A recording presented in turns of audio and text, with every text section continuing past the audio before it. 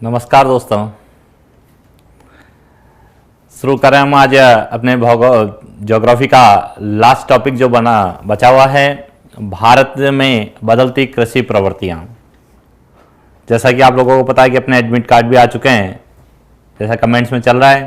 तो हम आज जो रहेंगे एग्रीकल्चर को लेके जो बात करेंगे, कि कहीं कमेंट्स भी आए हैं कि सर एग्रीकल्चर पीछे छूट गया है।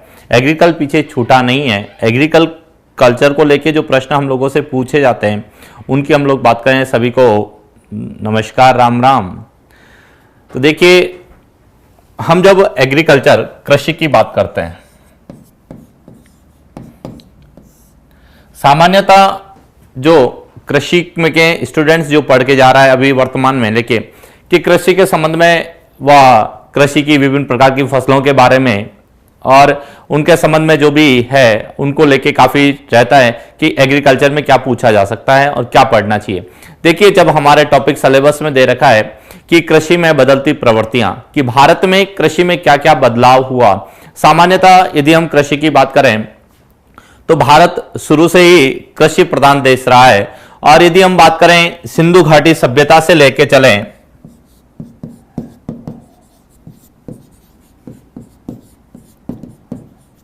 सभ्यता से ही यदि हम शुरुआत करें, यद्यपि सिंधु घाटी सभ्यता एक नगरीय सभ्यता रही है,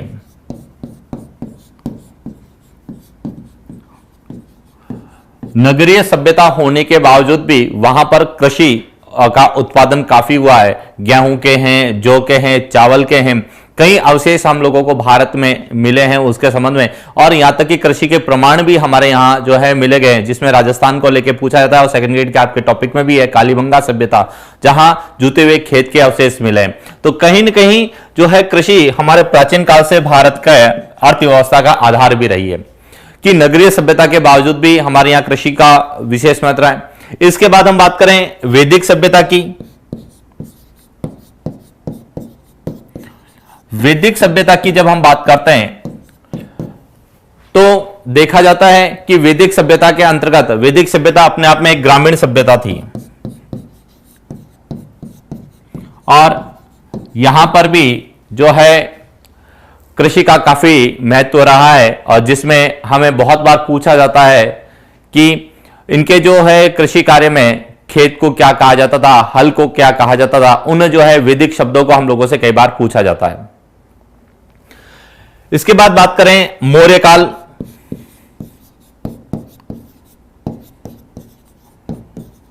या गुप्त काल, या हम कहते हैं प्राचीन भारत। तो प्राचीन भारत में भी देखा जाए मौर्य काल है, गुप्त काल है, या हर्षवर्धन का जो है काल आया, उसमें भी कृषि को लेकर चले। और विशेष रूप से कृषि के संबंध में विशेष विभागों की स्थापना की गई, जिसमें हम लोगों से कई बार पूछा जाता है सीता अध्यक्ष। कई बार पूछा जाता है कि सीता अध्यक्ष का संबंध किससे था। बात करें मध्यकाल में, तो मुगल काल में भी कृषि को लेके काफी रहा है, जिसमें आप लोगों ने पढ़ा होगा कि कृषि के आधार पर जो कृषक जो करे उनसे विशेष प्रकार के कर लिए जाते थे, जिसमें हम लोगों से कई बार पूछा जाता है खम्स, खराज,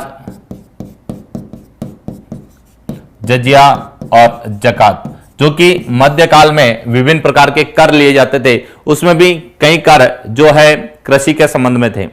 बात हम आधुनिक भारत की करें तो आधुनिक भारत में भी आप लोगों ने पढ़ा होगा चौथ और सरदेश मुख।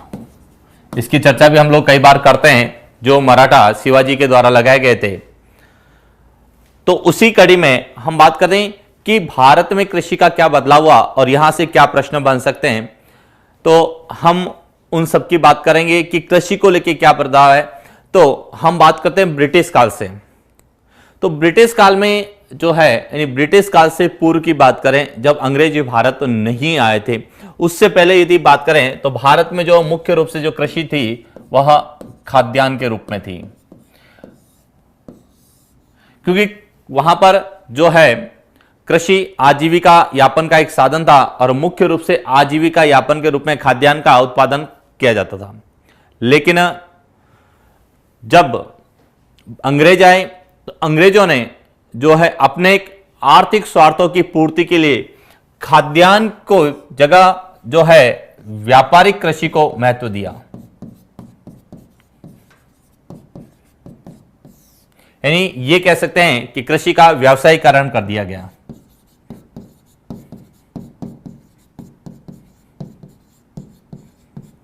और कृषकों से या ये कहते हैं कृषि से अधिक लाभ कमाने के लिए उन्होंने अपनी नीतियां परिवर्तन की, जिसमें हम लोग कई बार पढ़ते हैं, जिसका भी हम लोग आधुनिक भारत के इतिहास में पढ़ते हैं कि ब्रिटिश काल का भारतीय कृषि पर प्रभाव, उसमें हम 3-4 जो है प्रथाएं पढ़ते हैं। इजारेदारी प्रथा आप लोगों ने पढ़ा होगा, स्थायी बंदोबस्त की बात करते हैं, रेतबाड़ी की भी आपने पढ़ा होगा, महालबाड़ी की। मैं उनकी चर्चा इसलिए करूंगा क्योंकि स्वतंत्रता के बाद में जो कृषि में जो परिवर्तन हुए, हमने बात उद्योगों के संबंध में भी की थी और कृषि के संबंध में भी करते हैं कि 2 तरह का परिवर्तन हुआ। एक परिवर्तन हुआ नीतिगत परिवर्तन और दूसरा परिवर्तन हुआ संस्थागत परिवर्तन, और दोनों परिवर्तन हमारे लिए एग्जाम पॉइंट ऑफ व्यू से इंपॉर्टेंट रहते हैं।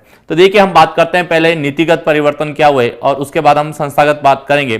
तो बात करेंगे हम स्वतंत्रता की बात की, यानी स्वतंत्रता के पश्चात जो है कृषि में क्या बदलाव आया। उससे पहले हम कुछ चीजों की और बताएं कि हम कृषि को इतना इंपॉर्टेंस क्यों देते हैं, इसका क्या कारण है। तो मैं उन चीजों को लिए आप इसका स्क्रीनशॉट ले लीजिए। इसके बाद हम बात करेंगे भारत में कृषि की बदलती प्रवृत्तियां, क्या क्या बदलाव कृषि में हुआ है।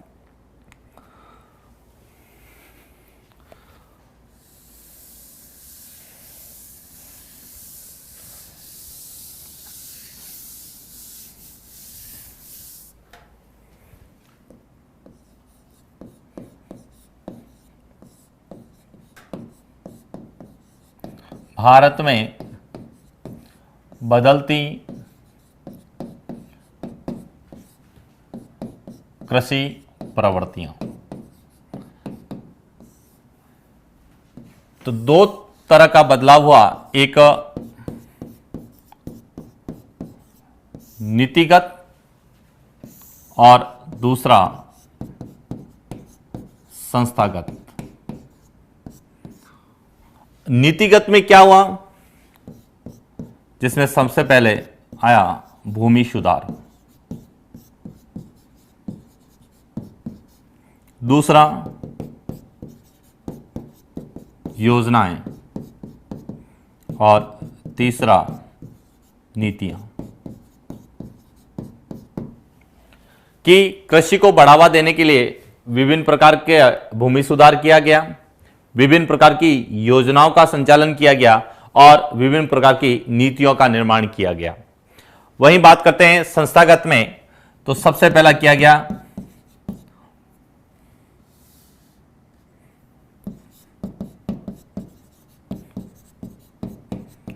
संस्थाओं की स्थापना। कृषि और कृषि उत्पादकों को बढ़ावा देने के लिए विभिन्न प्रकार की संस्थाओं की स्थापना की गई। हम उनकी बात करेंगे कि कौन कौन सी संस्थाओं की स्थापना कहां पर की गई और उनको लेके क्या प्रश्न हम लोगों से पूछे जाते हैं। दूसरा, कृषि के प्रकार,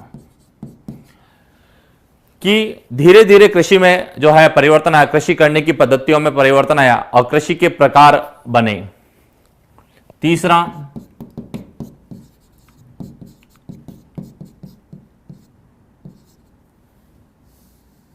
कृषि पद्धतियां,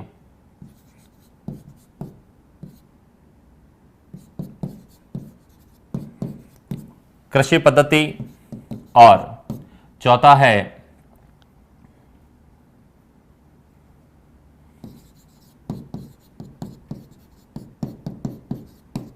कृषि क्रांतियां। और इस तरह से संस्थागत परिवर्तन। अब ये संस्थागत परिवर्तन क्यों किए गए, इसका क्या कारण था? तो इसका जो सबसे बड़ा कारण था कि जब भारत आजाद हुआ उस समय जीडीपी में कृषि का जो योगदान था लगभग 56%। जब 1947 में जब भारत आजाद हुआ उस समय जीडीपी में जो कृषि का जो है भाग लगभग 56% था। धीरे धीरे जो है इसमें कृषि का जो है क्षेत्र कम होता गया और यदि हम 2016-17 की बात करते हैं तो जीडीपी में जो कृषि का योगदान है लगभग 17% के आसपास है, जो 17-18 में लगभग 20% के आसपास हम लोग पढ़ते हैं। तो सामान्यतः ये जो बदलाव आया, इसके बदलाव के कई कारण रहे। सामान्यतः हम लोग कहते हैं कारण है, एक तो भारत की जो है भौगोलिक स्थिति, दूसरा जो है वह है कि भारत धीरे धीरे विकासशील अर्थव्यवस्था की ओर बढ़ा, तो मिश्रित कृषि को भी उन्होंने अपनाया। और मिश्रित कृषि के साथ कृषि और कृषि संबंधित क्षेत्रों में जो कृषि आधारित उद्योगों के विकास की बात तो की गई, लेकिन इतना विकास नहीं हो पाया जितना होना चाहिए था। केवल सेवा क्षेत्र को बढ़ावा मिला, इतना कम हुआ है। तो इसलिए ये जो दूसरा बदलती प्रवृत्तियों का जो कारण है, वह कारण है कि वर्तमान में भारत के कुल क्षेत्रफल का लगभग 51%, भारत के कुल क्षेत्रफल का लगभग 51% भाग पर कृषि एवं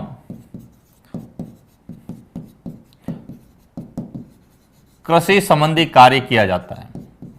भारत के कुल क्षेत्रफल का लगभग 51% भाग है, वहां पर कृषि एवं कृषि संबंधी कार्य किया जाता है। यदि हम भारत के क्षेत्रफल की बात करते हैं तो लगभग लिखते हैं हम 63 वर्ग किलोमीटर। इसका लगभग आधे से ज्यादा भाग जो है कृषि कार्य में उपयोग में लिया जाता है। कृषि कार्य में कृषि और कृषि से संबंधित गतिविधियों को शामिल किया जाता है। और बात करें यदि 2011 की जनगणना की, तो 2011 की जनगणना से क्लियर होता है कि भारत की कुल जनसंख्या का लगभग 25% जो है जनसंख्या कृषि और उससे संबंधित कार्यों पर निर्भर है। यानी 55% जनसंख्या जो कृषि और उससे संबंधित कार्य करती है वर्तमान में 2011 की जनगणना के अनुसार यदि हम बात करते हैं। तो इसलिए यह जो है भारत में बदलती कृषि प्रवृत्तियों को लेके, तो अब बदलाव कहां जरूर हुआ, क्या बदलाव हुआ, मैं उनकी बात करूंगा और वहां से कैसे कैसे प्रश्न बनते हैं, उनकी जो है प्रश्न पूछे जा सकते हैं, मैं उन सब की बात करूंगा। तो देखिए सबसे पहले मैं बात करूंगा कि क्या क्या नीतिगत परिवर्तन हुए। और कह रहे हैं कि थोड़ा जल्दी कराइए, लेकिन मेरा जहां तक है कि यह जल्दी नहीं, केवल समझ में चले जाएंगे। आप सुन के भी चले गए तो आप एग्जाम में कोई प्रश्न गलत नहीं करोगे, केवल इसको सुन के चले जाना।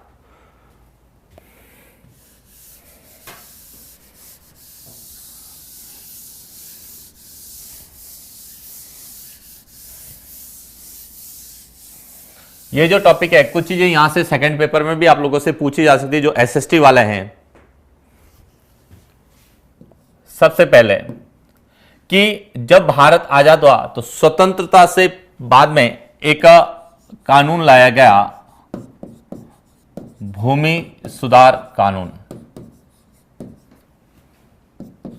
1948 में यह आया। भूमि, इसके अंतर्गत जो सबसे पहले किया गया वह क्या किया गया, ब्रिटिश कालीन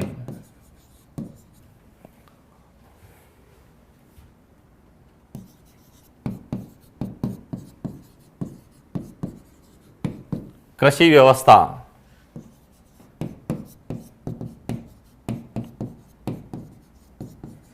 समाप्त किया गया।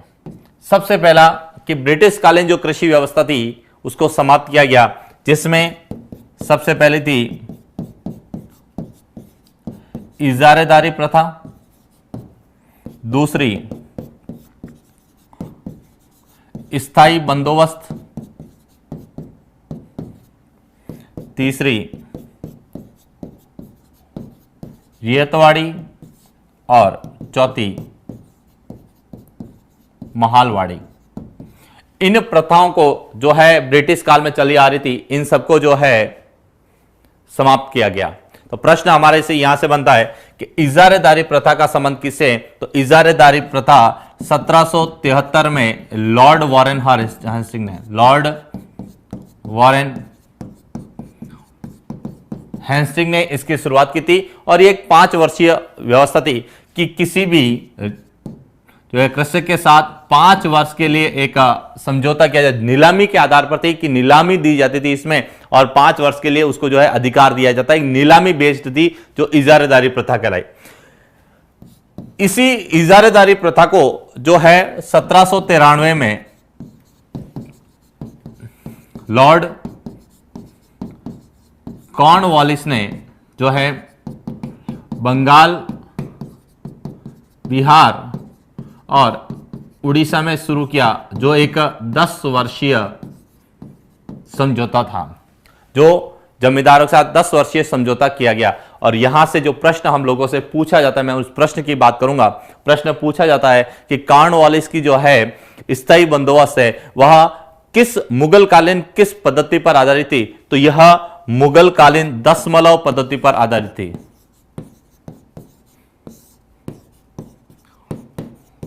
मुगल कालीन दशमलव पद्धति जो कि अकबर के शासनकाल में शुरू हुई थी, और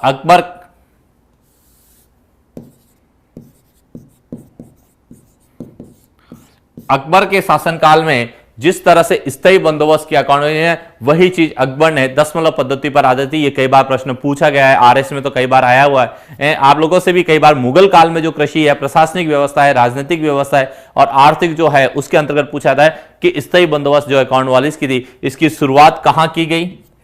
बंगाल प्रांत में की गई। कब की गई? Governor general. और ये किस पर आधारित थी? तो ये अकबर की दशमलव पद्धति पर आधारित थी। इसके बाद रेतवाड़ी जो है बता, यहां 1801 में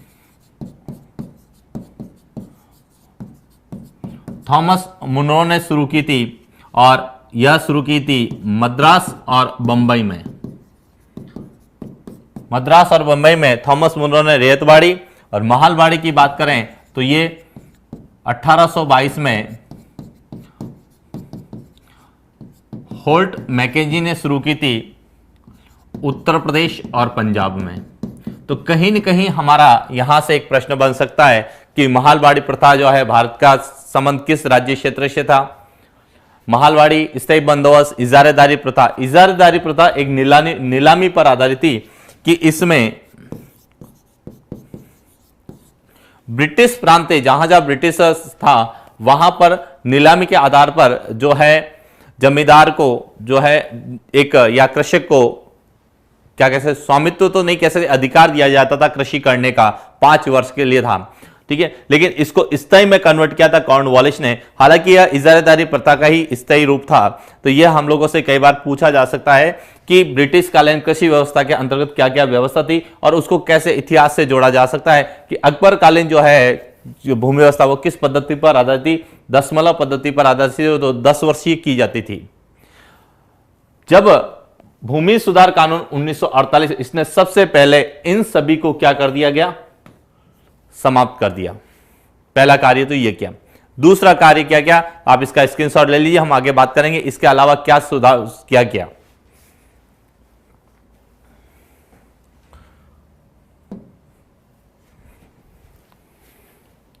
इसके बाद जो किया गया वह क्या गया?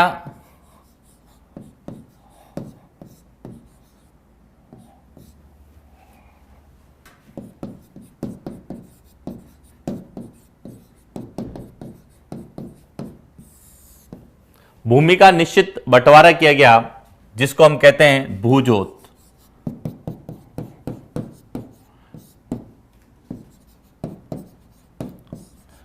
भूजोत का आकार निश्चित किया गया कि यदि सीमांत कृषक है तो उसके पास कितनी भूमि जोत होगी? अति लघु, लघु, मध्यम और वृहद।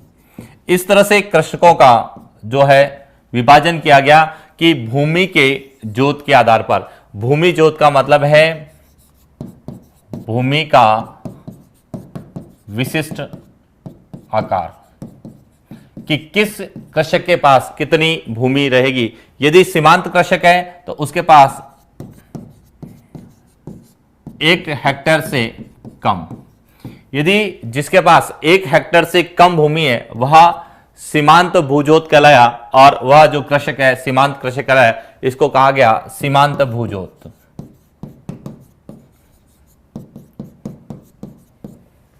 और यह प्रश्न हमें किस तरह से पूछा जाता है? पूछा जाता है कि भारत में जो है सबसे ज्यादा कौन सी भूजोत है या कौन से कृषक है? तो भारत में देखा जाए तो सबसे ज्यादा सीमांत कृषक ज्यादा है, जिनके पास भूमि जो है वह 1 हेक्टेयर से भी क्या है?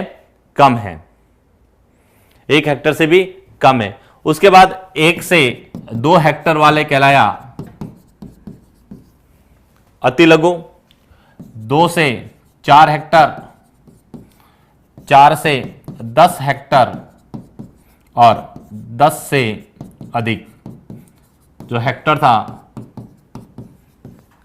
तो इस तरह से जो भूमि सुधार कानून 1938 है, उससे भूमि का जो है कृषकों को अधिकार दिए गए और भूमि की अधिकतम सीमा निर्धारित की गई, यानी भूजोत की अधिकतम सीमा निर्धारित की गई कि कौन कौन सी जो है भूजोत की कहां कहां की गई। ये तो किए गए नीतिगत प्रयास। इसके साथ भारत सरकार द्वारा विभिन्न प्रकार की योजनाओं की भी संचालन शुरू किया, जैसे पंचवर्षीय योजना के माध्यम से बात करें तो कृषि को महत्व दिया गया। उसके बाद विभिन्न प्रकार की कृषि योजनाओं को शुरू किया गया। मरु विकास के संबंध में कुछ योजनाओं को शुरू किया कि मरुस्थलीय जो क्षेत्र है उसको जो है किस तरह कृषि योग्य बनाया जाए। साथ ही जो है बीहड़ क्षेत्र था, कंदरा युक्त क्षेत्र था जिसको डांग प्रदेश के उसके विकास की भी बात की गई। तो इस तरह से विभिन्न प्रकार की योजना जो आपको इकोनॉमिक्स में पढ़ाई गई है उनको भी जो है इसमें किया गया। तो नीतिगत हमारा जो है प्रश्न बहुत कम बनता है, हमारा प्रश्न बनता है संस्थागत, कि संस्थागत क्या प्रयास किए गए। तो मैं उन सभी संस्थागत प्रयासों की बात करूंगा जो हम लोगों से पूछे जा सकते हैं कि क्या क्या, और जिसका प्रश्न अभी बहुत ज्यादा पूछा जा रहा है और वो प्रश्न हम लोगों से पूछा जा रहा है विभिन्न प्रकार की जो झूमिंग कृषि को लेकर। देखा जाए पिछले जितने भी एग्जाम्स हुए हैं झूमिंग कृषि को लेकर कोई ना कोई प्रश्न हमें जरूर पूछे गए हैं। तो इसलिए हमारा जो है यह इसलिए हम लोग पढ़ते कि कई बार हमें यह सीधा पूछा जाता है कि भारत में सबसे ज्यादा कौन सी भूजोत का आकार, सबसे बड़ा भूजोत आकार कौन सा है? तो सीमांत भूजोत आकार है।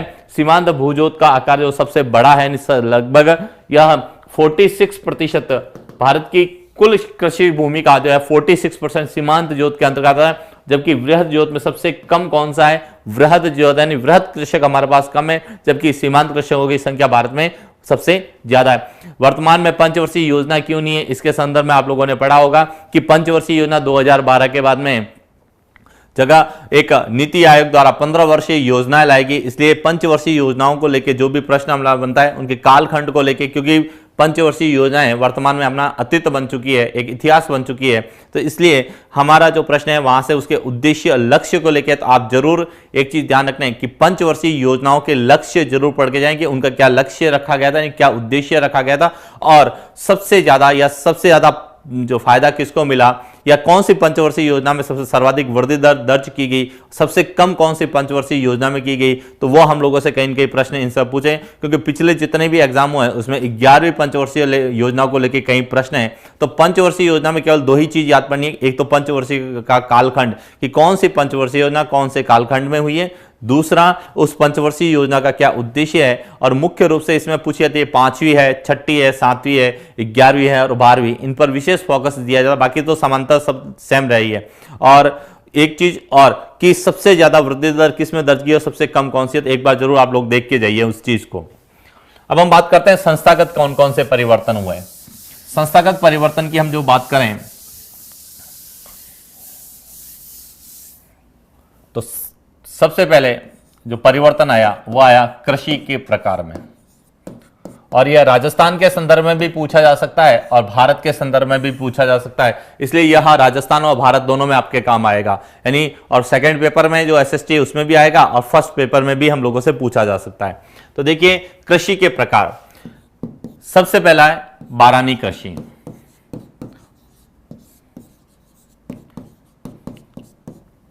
बारानी कृषि का मतलब है कि वह कृषि जो पूर्ण रूप से वर्षा पर निर्भर हो, पूर्णतः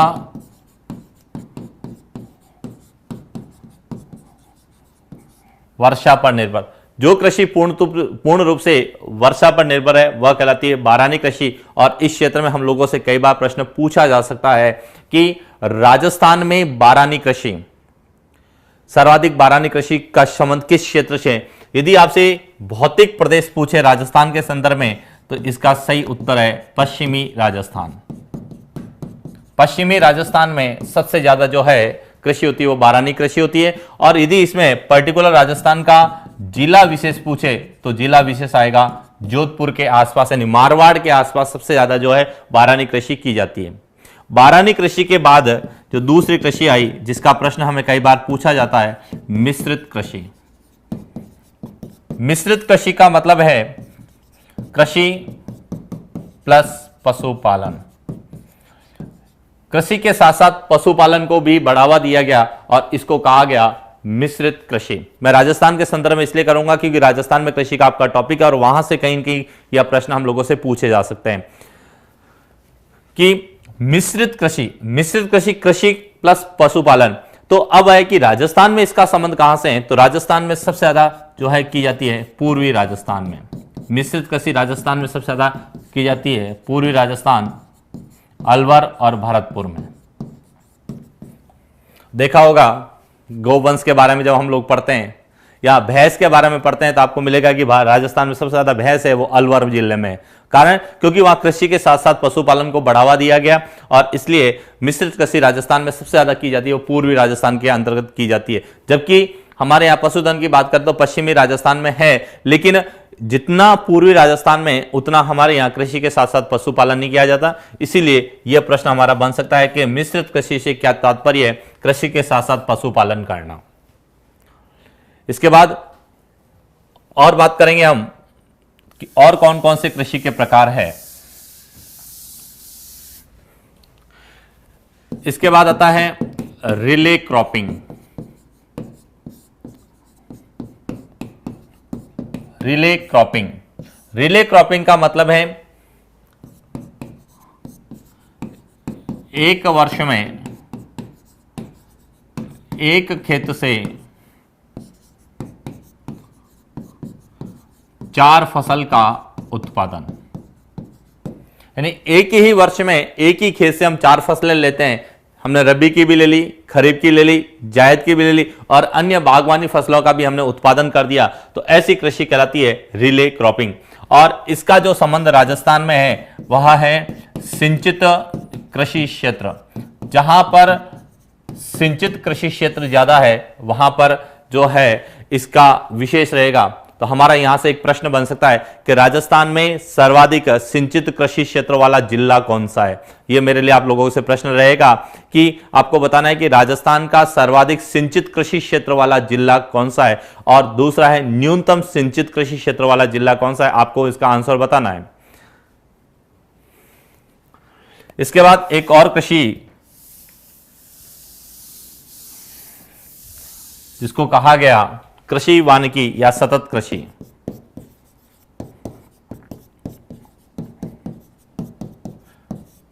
कृषि वानिकी या सतत कृषि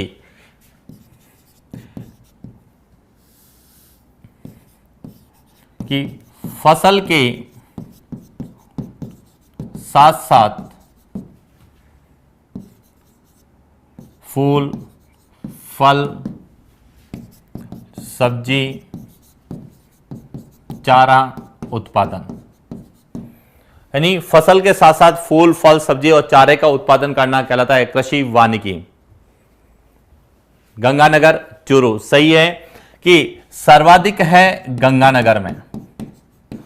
गंगानगर में मैं वापस एक बार रिपीट करूंगा कि सिंचित कृषि क्षेत्र सबसे ज्यादा है गंगानगर में, कि गंगानगर में कुल जो कृषि क्षेत्र है उसका 87% जो भाग है वह सिंचित है। जबकि न्यूनतम बात करेंगे तो चूरू का, जिसमें केवल कुल कृषि क्षेत्र का केवल 5% है वो सिंचित है। तो हमारा यहां से एक प्रश्न बन सकता है कि राजस्थान में सर्वाधिक कृषि सिंचित जिले कौन से, सर्वाधिक कृषि सिंचित कृषि क्षेत्र वाला जिला कौन सा है और न्यूनतम कौन सा है।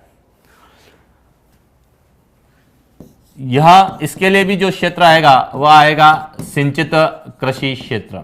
जहां जहां सिंचाई की सुविधाएं उपलब्ध होगी वहां पर आपको रिले क्रॉपिंग और कृषि वानिकी को बढ़ावा मिलेगा।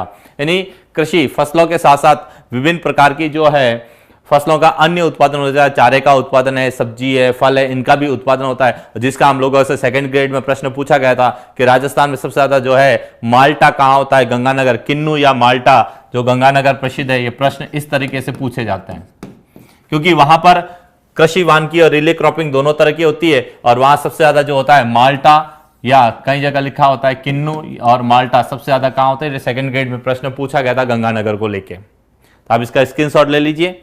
इसके अलावा कौन कौन सी और कृषि की जाती है तो हम उनकी भी बात करते हैं।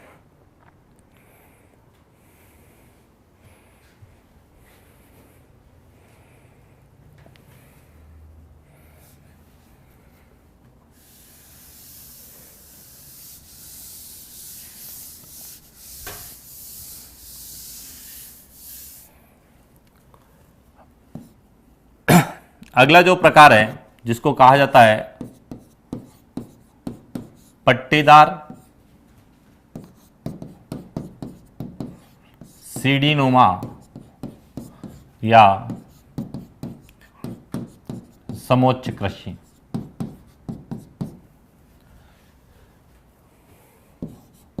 पर्वतीय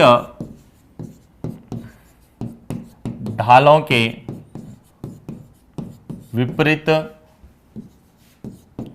की जाने वाली कृषि। पर्वतीय ढालों के यदि विपरीत हम कृषि करते हैं तो वह कहलाती है पट्टीदार कृषि, सीढ़ी नुमा कृषि या समोच्च कृषि।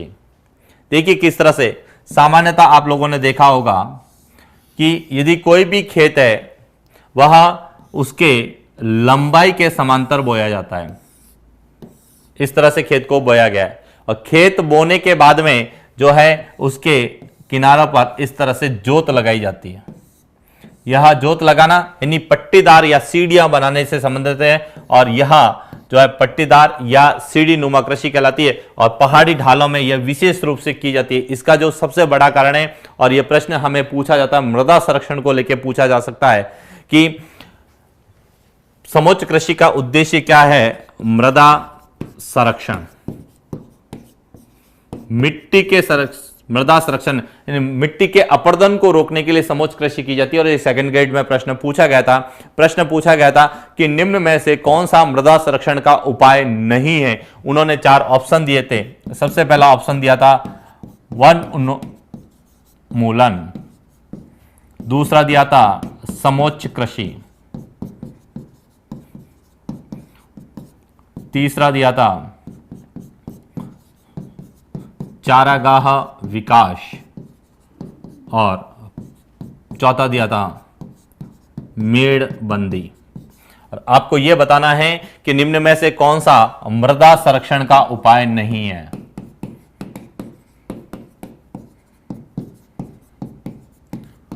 यह आप लोगों के लिए प्रश्न रहेगा कि मृदा संरक्षण का उपाय नहीं है। तो यह आपके लिए प्रश्न है कि निम्न में से 1, 2, 3, 4 ऑप्शन लिखे, वन उन्मूलन, समोच्च कृषि, चारागाह विकास और मेड़बंदी, कौन सा मृदा संरक्षण का उपाय नहीं है। तो ऐसे भी प्रश्न हम लोगों से पूछा था। ये सेकंड ग्रेड 2012 का ही प्रश्न है। इसी प्रश्न को वापस रिपीट किया गया था 2013 में और पूछा गया था मृदा संरक्षण का सबसे सरल उपाय कौन सा है। इसके बाद हम बात करते हैं और कौन कौन सी कृषि है। तो समोच्च कृषि को लेकर हमारा है कि समोच्च कृषि का मुख्य उद्देश्य है मृदा संरक्षण। और मृदा संरक्षण इसलिए आ सकता है क्योंकि हाल ही में वर्तमान में भारत सरकार द्वारा एक योजना चल रही है जिसको कहते हैं मृदा स्वास्थ्य कार्ड योजना, जिसका मुख्य उद्देश्य है मृदा का संरक्षण करना। तो कहीं न कहीं हमारा पहला ऑप्शन सही है, वन उन्मूलन, 1+ उन्मूलन। वनों का उन्मूलन का मतलब होता है नष्ट करना, यानी वनों को नष्ट करना मृदा संरक्षण का उपाय नहीं है। और यदि मैं वन उन्मूलन की जगह यदि मैं लिख दूं वनारोपण या वनों का रोपण, अब बताइए इसमें से सबसे सरल उपाय कौन सा है। यह भी मेरा प्रश्न है आपसे कि सिर्फ निम्न में से कौन सा सबसे सरल उपाय है। उन्मूलन को हटा के मैंने लिख दिया वनारोपण, समोच्च कृषि, चारागाह विकास और मृदा संरक्षण का सबसे सरल और आसान उपाय कौन सा है, आपको यह बताना है। तब तक हम आगे चलते हैं और प्रकार कौन सा है इसके संदर्भ में। इसके बाद एक और प्रकार जो वर्तमान में सबसे ज्यादा चल रहा है और जिसके प्रश्न कंटिन्यू पूछे जा रहे हैं, जैविक कृषि। जैविक कृषि को लेके हमारे कई प्रश्न पूछे गए हैं और आगे भी पूछे जा सकते हैं।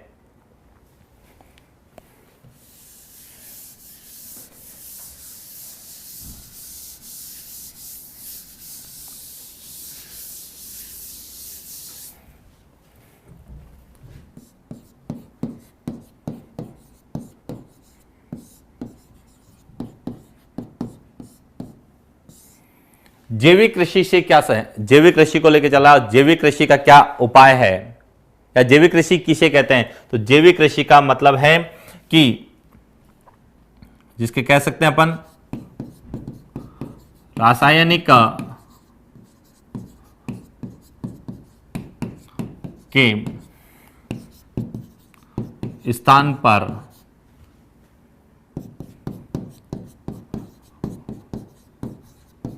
जैविक खाद का उपयोग। इन रासायनिक उर्वरकों के स्थान पर यदि हम जैविक खाद का उपयोग करें तो वह कहलाती है जैविक कृषि। और प्रश्न यह हमारे यहां से जो बन सकता है, मैं उन सभी प्रश्नों की बात करूंगा कि एक प्रश्न हम लोगों से पूछा जाता है कि ढैंचा का संबंध किससे है? ढैंचा का प्रयोग किसके लिए किया जाता है? तो देखिए, ढैंचा जिसको कहा जाता है हरी खाद, हरी खाद का सीधा सा संबंध किससे होगा? जैविक खाद से। तो इसका संबंध किससे हो गया? जैविक कृषि से। ढैंचा का प्रयोग कब किया जाता है? तो जैविक कृषि को बढ़ावा देने के लिए इसका प्रयोग किया जाता है। रासायनिक खाद नहीं डालते, उसकी जगह हम जैविक खाद डालते हैं। और जिसमें विशेष रूप से भी आरएस में पूछा गया था वर्मी कल्चर जिसको हम बोलते हैं, इसकी भी बात हम करेंगे कृषि पद्धतियों में। वर्मी कल्चर देशी खाद के लिए सही है, देशी खाद कहें, हरी खाद कहें, या ढांचा का प्रयोग हरी खाद के निर्माण में किया जाता है, हरी खाद के रूप में किया जाता है और भूमि की उर्वरता शक्ति को बढ़ावा देने के लिए किया जाता है। जैविक खाद का प्रयोग कहते हैं जिसको जैविक कृषि। और अब प्रश्न हमारे यहां से जो बन सकता है, मैं उन प्रश्नों की बात करूंगा। सबसे पहला प्रश्न बनता है कि जो आधुनिक जैविक कृषि की जा रही है, इसके जनक किसे कहा गया है? तो मेरा प्रश्न आप लोगों के लिए आपको बताना है कि जैविक कृषि के जनक, आधुनिक जैविक कृषि जो हम लोग अभी वर्तमान में कर रहे हैं,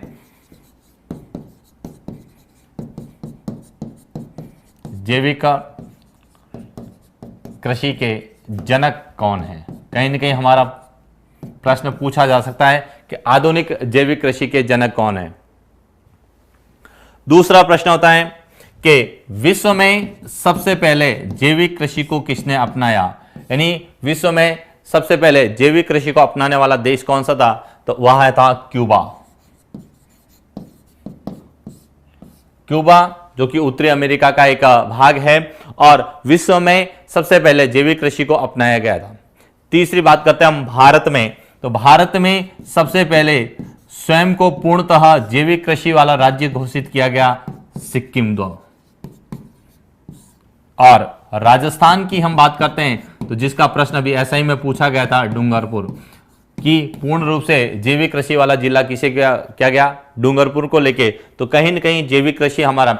और एक और हमारे जो सेकंड पेपर, जो एसएसटी की सेकंड पेपर में दे रहे हैं, वहां एक टॉपिक है राजस्थान की मृदा।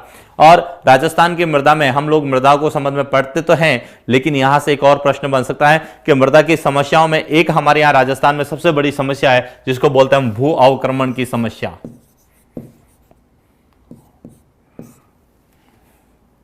भू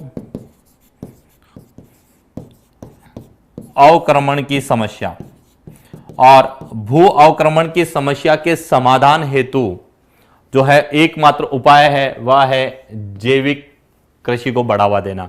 तो यह हमारा प्रश्न कहीं के पूछा जा सकता है कि राजस्थान में सर्वाधिक भू अवक्रमण की समस्या से प्रभावित क्षेत्र कौन सा है? तो जब भी आपकी क्षेत्र की बात आएगी तो क्षेत्र आएगा कि जहां पर सिंचाई की सुविधाएं ज्यादा होगा, सिंचित क्षेत्र इसमें सबसे ज्यादा प्रभावित है, क्योंकि मानव ने अपने आर्थिक स्वार्थों की पूर्ति के लिए जो है विभिन्न प्रकार के रासायनिक और कीटनाशकों का प्रयोग करना शुरू कर दिया और जिसके कारण भूमि अपनी मौलिक उर्वरता को खोना शुरू कर दिया और इस समस्या को कहा गया भू अवक्रमण की समस्या। और भू अवक्रमण की समस्या का समाधान है तो इसका एकमात्र जो सबसे क्या जा सकता है, परफेक्ट उपाय है, वह है जैविक कृषि को बढ़ावा दिया जाए। तो कहीं न कहीं हमारा भू अवक्रमण की समस्या, और इसमें जो क्षेत्र आता है वो राजस्थान का सिंचित क्षेत्र आता है, और राजस्थान में सबसे ज्यादा जो है भू अवक्रमण की समस्या से प्रभावित है वो है अपना गंगानगर और हनुमानगढ़ वाला क्षेत्र। और इसीलिए भारत सरकार द्वारा जो प्रधानमंत्री मृदा स्वास्थ्य कार्ड योजना शुरू की गई वह राजस्थान के सूरतगढ़ से शुरू की गई, उसकी भी चर्चा मैं आगे करूंगा भारत की विभिन्न प्रकार की योजनाओं को लेकर।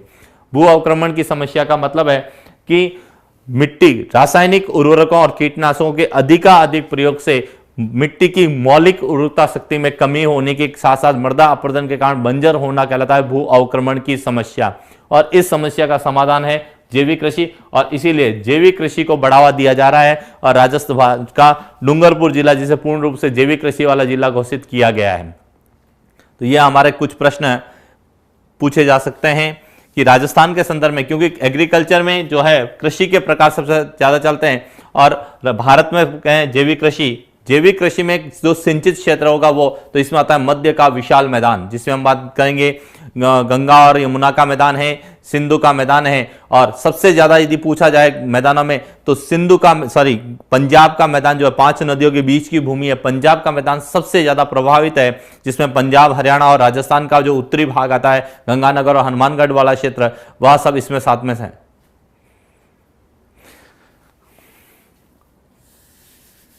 इसके बाद एक और जो कृषि सबसे ज्यादा प्रश्न बन सकती है वह है झूमिंग कृषि।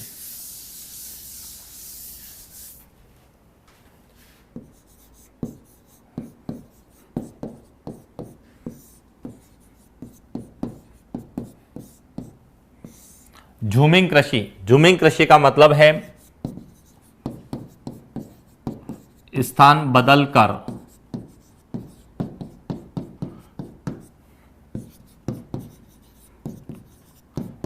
बदलकर की जाने वाली कृषि, या इसको कहा जाता है स्थानांतरित कृषि।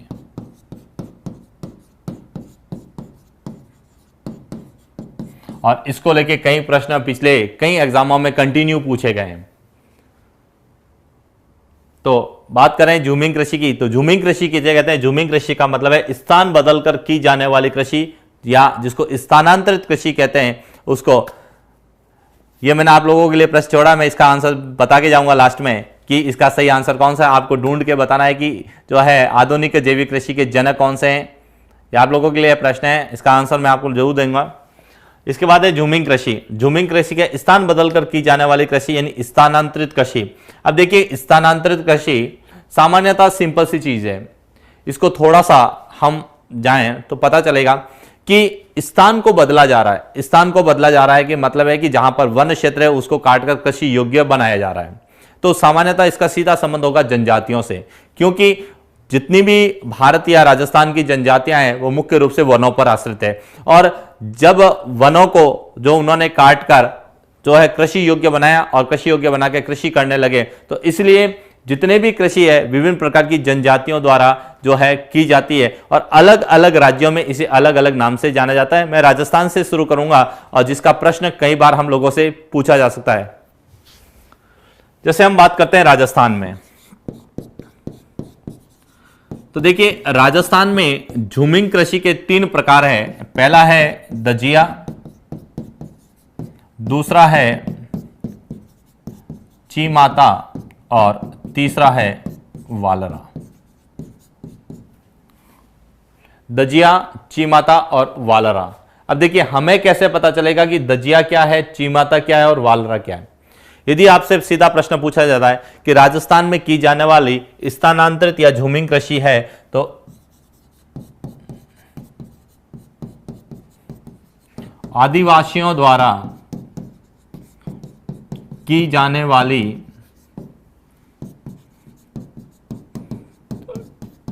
स्थानांतरित कृषि क्या कहलाती है? वालरा। और यदि वालरा में जो है कुछ स्पेसिफिकेशन हो जाता है, जैसे एग्जाम्पल के रूप में वनों को जलाकर, यदि वनों को जलाकर की जाती है तो कहा जाता है चीमाता, और वनों को काटकर की जाने वाली कृषि क्या कहलाती है? दजिया। तो राजस्थान में 3 प्रकार की जो है झूमिंग कृषि या स्थानांतरित कृषि की जाती है। पहली, वनों को काटकर दजिया, वनों को जलाकर चीमाता, या केवल लिखा जाता है स्थानांतरित या झूमिंग कृषि, तो उसका उत्तर होगा हमारा वालरा। तो राजस्थान के संदर्भ में 3 प्रकार की जो है कृषि की जाती है। आप इसका स्क्रीनशॉट ले लीजिए। इसके बाद करेंगे कि राजस्थान के अलावा अलग अलग राज्यों में इसको किस नाम से जानते हैं, उनके भी हमारे कई प्रश्न पूछे जाते हैं।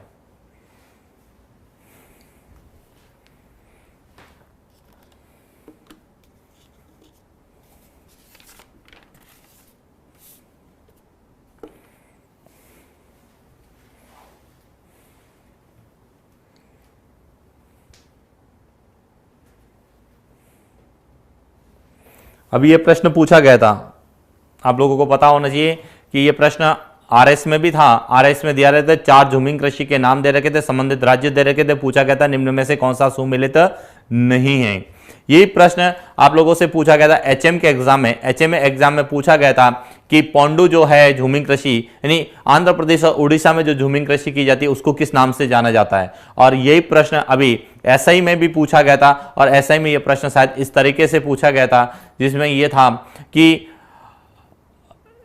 स्लैश एंड बर्न का संबंध किससे है? स्लैश एंड बर्न, स्लैश का मतलब है काटना और बर्न का मतलब है जलाना। ये दोनों ही किसके प्रकार हैं? झूमिंग कृषि के संबंध में थे, जिसको राजस्थान में क्या कहा जाता है? वाला। स्लैश और बर्न का संबंध पूछा गया था, संबंधित किससे हैं? तो हम सभी की बात करेंगे। यहाँ पे कि ये तो हमने बात की राजस्थान में, अब हम बात करेंगे कि मध्य प्रदेश में या उड़ीसा में, आंध्र प्रदेश में या पूर्वोत्तर राज्यों में या दक्षिण भारत में इसको किस किस नाम से जानते हैं। और कई प्रश्न हम लोगों से पूछा जाता है विदेशों में, लेकिन विदेशों का इसलिए नहीं पूछा जा सकता क्योंकि विदेशों का हमारे यहाँ नहीं सिलेबस में नहीं है। यदि हमारे कृषि की बदलती प्रवृत्तियों में तो हम विदेशों की बात जरूर करते हैं। सामान्यतः हम बता सकते हैं कि वेनेजुएला में जैसे रे कहा जाता है, उसी तरह से जैसे कई अलग जगह, ये बात हम यूरोप में करेंगे तो यूरोप में इसको जो है पोल्डर कहा जाता है, जो झूमिंग कृषि का एक प्रकार है। तो अलग अलग देशों में, लेकिन मुख्य रूप से हम भारत की बात करते हैं और भारत में उन राज्य क्षेत्रों को ज्यादा हम लोग पूछेंगे जिस क्षेत्र वर्तमान में चर्चा का विषय बना हुआ है। जैसे केरला को लेकर देखा जाए तो केरला में झूमिंग कृषि बहुत ज्यादा की जाती है, आदिवासियों की दृष्टि से भी काफी है। तो वहां जो है उसको किस नाम से जाना जाता है। तो मैं भारत के संदर्भ में बात करूंगा कि भारत में अलग अलग राज्यों में कौन कौन सी झूमिंग कृषि की जाती है। तो देखिए ये हमारा भारत का नक्शा है, राज्य क्षेत्र है। मैं एक एक राज्य क्षेत्र को लेकर चलूंगा कि कहां पर कौन कौन सी झूमिंग कृषि की जाती है। तो देखिए यदि हम बात करते हैं केरला की, केरला में की जाती है कुमारी।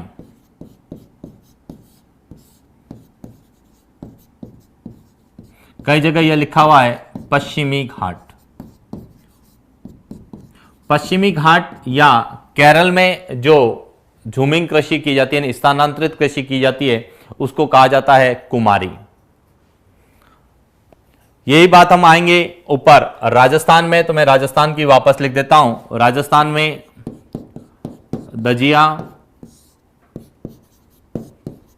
चीमाता और वालरा, ये की जाती है राजस्थान में। ये बात हम मध्य प्रदेश में करते हैं तो इसको कहा जाता है देपा, मध्य प्रदेश या छत्तीसगढ़ में।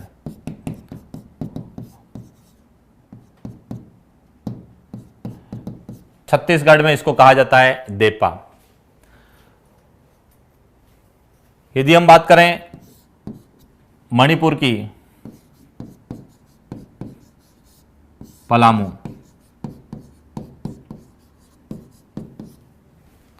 हम आंध्र प्रदेश की बात करें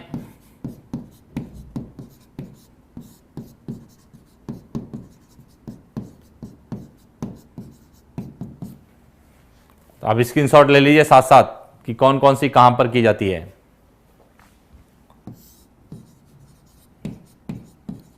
कुरुआ,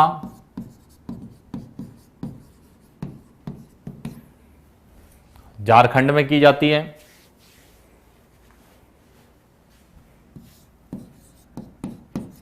बोगमा, मेघालय में की जाती है।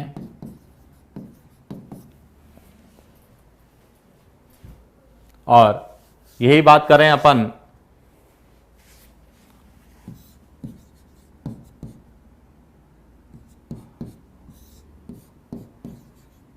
ब्रिंगा उड़ीसा में की जाती है।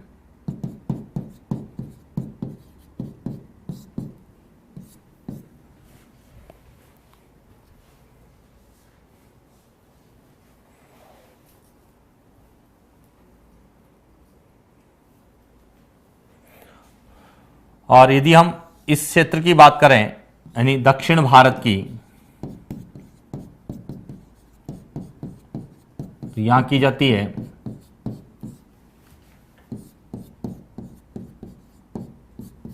जारा या एटका।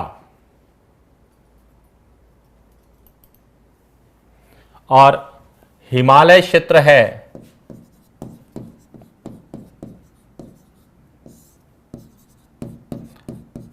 हिमालय क्षेत्र जो हम लोगों ने पहले पढ़ा, ये क्षेत्र यहां पर हिमालय क्षेत्र में की जाती है, उसको कहा जाता है खल। हिमालय क्षेत्र में की जाने वाली झूमिंग कृषि है वह है खल। और उत्तर पूर्वी जो भारत है, यह जो क्षेत्र है उत्तर पूर्वी भारत, इसमें जो की जाती है इसको कहा जाता है झूम। उत्तर पूर्वी क्षेत्र जो आता है इसमें झूमिंग कृषि को कहा जाता है झूम। तो देखिए इसमें जो हमारा प्रश्न बन सकता है, मैं उसकी बात करूंगा। इसमें वो आपसे जो है 4 झूमिंग कृषि के नाम लिखेगा और सामने मैच करने का पूछेगा कि निम्न में से कौन सा जो है सुमेलित है या नहीं है। इसके ज्यादा जो है प्रश्न बन सकते हैं। तो ये हमारा पूरा एक था झूमिंग कृषि कहां कहां किस किस राज्य क्षेत्र में की जाती है। सही उत्तर है सर अल्बर्ट हावर्ड, ब्रिटिश वनस्पति विज्ञान सा सही है कि जो है आधुनिक जैविक कृषि के जनक थे अल्बर्ट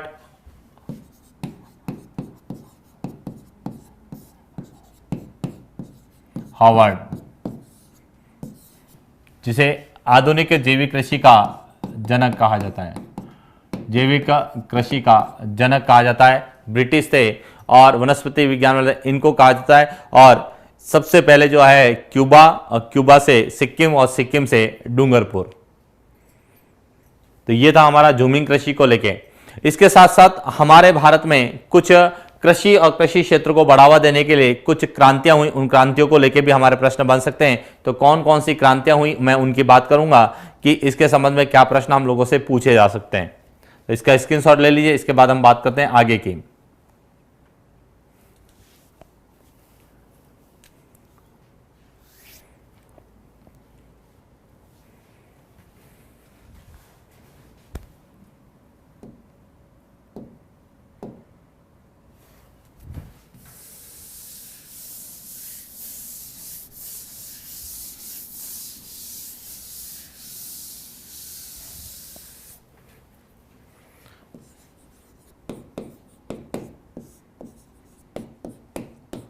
सामान्यतः कृषि क्रांतियों को लेके स्टूडेंट रहता है और एक कृषि क्रांति हर बार पूछी जाती है और पूछी भी जा सकती है, क्योंकि इसमें कृषि और कृषि संबंधित सभी जो कार्य इसके अंतर्गत आते हैं।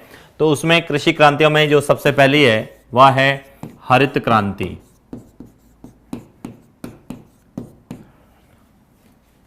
जिसका उद्देश्य था एकड़ भूमि में कृषि उत्पाद को बढ़ाना, कृषि उत्पादन को बढ़ाना। और इसकी शुरुआत की थी, विश्व में इसके जनक कहा जाता है, विश्व में जनक तो हम कहते हैं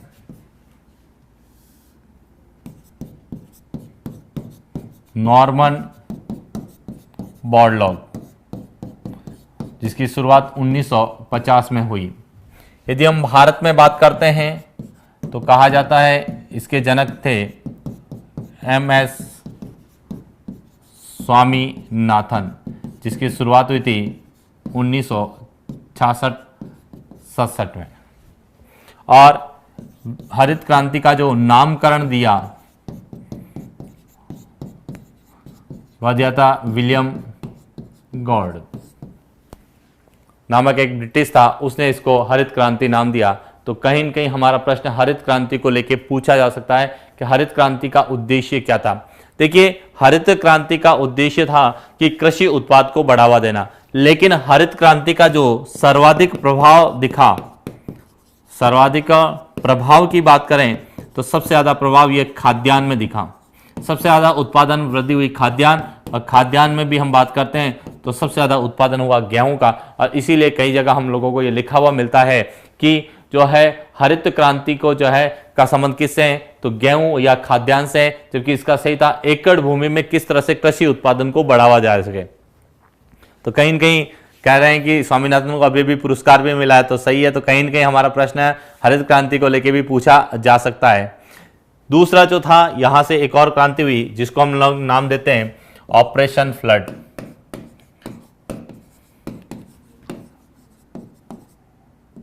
या श्वेत क्रांति। श्वेत क्रांति को लेकर भी हमारा प्रश्न बन सकता है कि श्वेत क्रांति का संबंध किससे है, तो श्वेत क्रांति का संबंध है दुग्ध और डेयरी विकास, दुग्ध उत्पादन या डेयरी विकास को बढ़ावा देना, दुग्ध उत्पादन या डेयरी विकास को बढ़ावा देना। और इसी का भी प्रश्न हमारे लिए करंट में बन सकता है। वो प्रश्न बन सकता है कि हाल ही में राजस्थान सरकार द्वारा 2 जुलाई 2018 को अन्नपूर्णा दुग्ध योजना जो शुरू की गई, उसका प्रश्न हमारे से सीधा जोड़ के पूछा जाता है कि अन्नपूर्णा दुग्ध योजना का संबंध किससे था, तो उसका संबंध था कि किसी तरह से डेयरी विकास को बढ़ावा देना, किस तरह से हम डेयरी या दुग्ध उत्पादन को बढ़ावा दे सकते हैं। और इसको लेके राजस्थान सरकार की एक महत्वाकांक्षी योजना जो एमडीएम के साथ चलाई जा रही है, और जिसका उद्देश्य 2 उद्देश्य है। पहला उद्देश्य है कि बालकों में पौष्टिक आहार जो है उपलब्ध कराना, और दूसरा है डेयरी विकास को बढ़ावा देना। तो कहीं न कहीं हमारा प्रश्न जो है ऑपरेशन फ्लड या श्वेत क्रांति को लेकर पूछा जाता है। इसकी शुरुआत यदि बात करें तो इसकी शुरुआत हुई थी 1970 में, और करने वाले थे वर्गीज कुरियन। और इन्होंने, क्योंकि सेकंड ग्रेड में पूरा एक टॉपिक है डेयरी विकास, तो डेयरी विकास को लेकर हमारा प्रश्न पूछा जाता है। और डेयरी विकास के संदर्भ में आप लोगों ने पढ़ा होगा राजस्थान के संदर्भ में, लेकिन मैं आपको शॉर्ट में आपको बता देता हूं कि वहां से क्या प्रश्न बन सकता है। तो देखिए, शॉर्ट में बन सकता है एक तो डेयरी ऑपरेशन फ्लड या श्वेत क्रांति को लेके कि इसके जो है जनक कौन थे, इसकी शुरुआत कब हुई, और भारत में इसकी शुरुआत हुई थी आनंद से, आनंद गुजरात से इसकी शुरुआत हुई थी। लेकिन बात करते हैं अपन राजस्थान में, तो राजस्थान में डेयरी विकास की जो शुरुआत हुई थी वह 1971 में शुरू हुई थी, और वो हुई थी पद्मा डेयरी अजमेर से।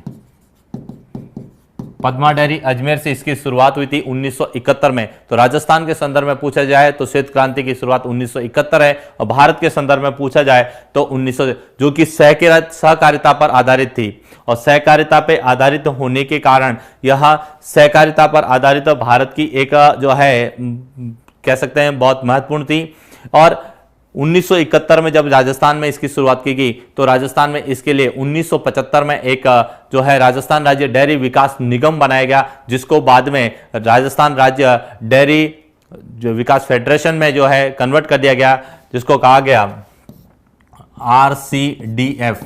यह प्रश्न पूछा जा सकता है। राजस्थान राज्य सहकारी डेयरी फेडरेशन, जिसकी स्थापना 1977 में की गई, और इसका मुख्यालय जयपुर में। और इसका जो सबसे इंपॉर्टेंट प्रश्न बनता है वो प्रश्न बनता है कि राजस्थान में डेयरी विकास के लिए राज्य स्तरीय संस्था कौन सी है, तो राजस्थान में डेयरी विकास की राज्य स्तरीय संस्था है RCDF, जिसको कहते हैं राजस्थान सहकारी डेयरी फेडरेशन। और जो राजस्थान में राज्य स्तरीय संस्था के रूप में कार्य करती है। दूसरा प्रश्न होता है जिला स्तर पर, तो जिला दुग्ध संघ बने हुए हैं। और तीसरा है स्थानीय स्तर पर, तो स्थानीय स्तर पर जो संस्था कार्य करती है उसको कहते हैं प्राथमिक दुग्ध सहकारी समितियां। और जो अन्नपूर्णा योजना के तहत ग्रामीण क्षेत्रों में दूध का जो है उपलब्ध करवाती है विद्यालय में, वो करवाती है प्राथमिक जो है दुग्ध सहकारी समितियों के माध्यम से विद्यालय में किया जा रहा है। तो कहीं न कहीं हमारा जो है यह प्रश्न पूछा जा सकता है डेयरी विकास को लेके क्रांतियों के अंतर्गत। इसके अलावा अन्य कई क्रांतियां हुई भारत और राजस्थान के संदर्भ में, तो मैं उन क्रांतियों की जो है एक एक छोटी छोटी चर्चा करता जाऊंगा। जैसे बात करेंगे, एक एक क्रांति को मैं लिखता जाऊं, आप देखते रहना।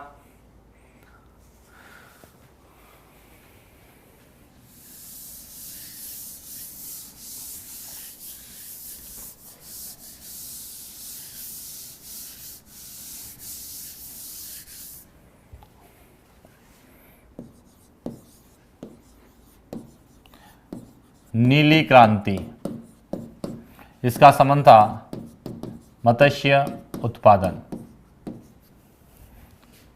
चौथा, गुलाबी क्रांति, इसका संबंध था झींगा मछली उत्पादन। पीली क्रांति, इसका संबंध था सरसों, कई जगह लिखा हुआ है तिलहन उत्पादन।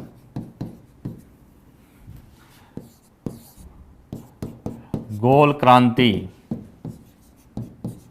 आलू से। रजत क्रांति, अंडा उत्पादन से। लाल क्रांति, मांस उत्पादन से। भूरी क्रांति,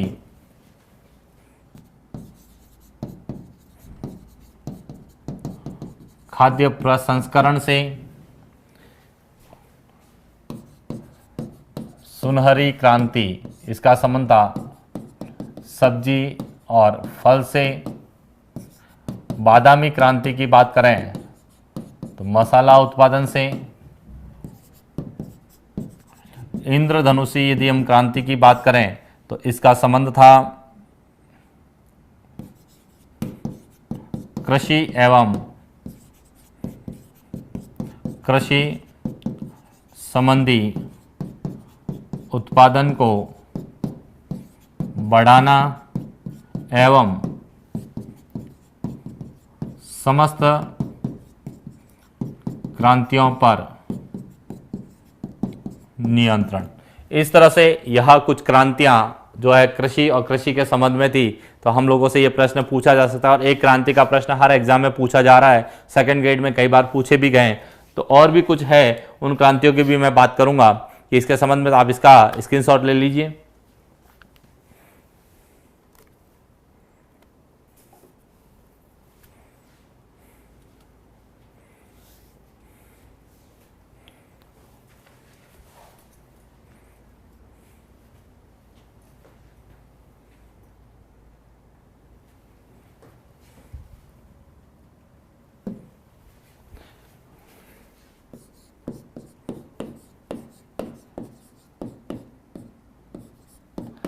रजत रेशा क्रांति,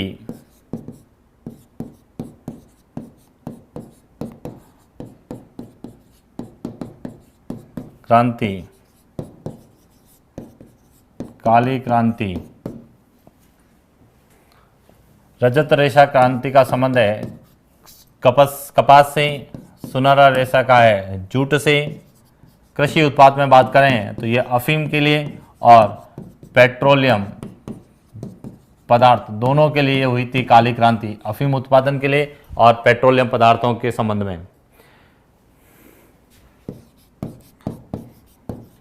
परामनी क्रांति का संबंध था भिंडी से। और अभी एक और चल रही है, उसकी भी मैं बात करूंगा, अमृत क्रांति, जिसका संबंध है नदियों को जोड़ना। तो ये भारत के संदर्भ में कुछ प्रमुख क्रांतियां हैं। तो उनके प्रश्न हम लोगों से पूछे जा सकते हैं कि भारत के संबंध में कौन कौन सी क्रांतियां हुई है। और इसमें विशेष रूप से कई जगह यहां लिखा हुआ है गोल्डन क्रांति, गोल्डन रिवॉल्यूशन यानी सुनहरी क्रांति किससे संबंधित है? तो जूट उत्पादन से संबंधित है।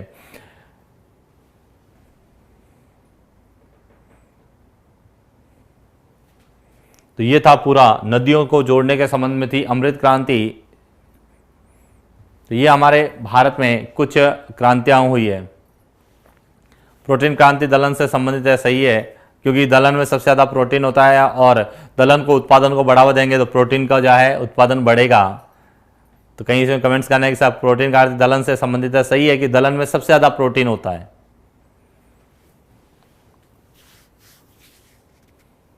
इसके बाद हम बात करते हैं कि भारत में कृषि उत्पादन के लिए कुछ विशेष प्रकार के जो है पद्धतियां अपनाई गई, उनको भी हमारे से प्रश्न पूछे जा सकते हैं।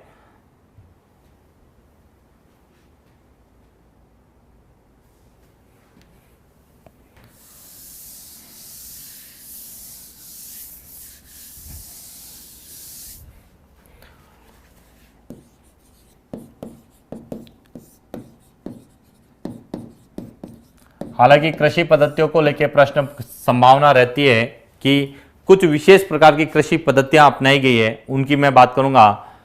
उसके लिए जूट और पटसन एक ही है दोनों के लिए, कि कौन कौन सी हुई है। एक तो है सेरीकल्चर,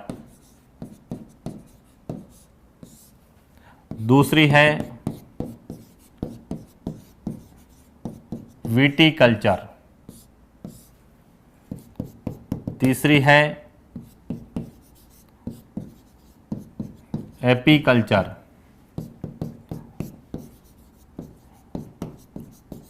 फ्लोरीकल्चर,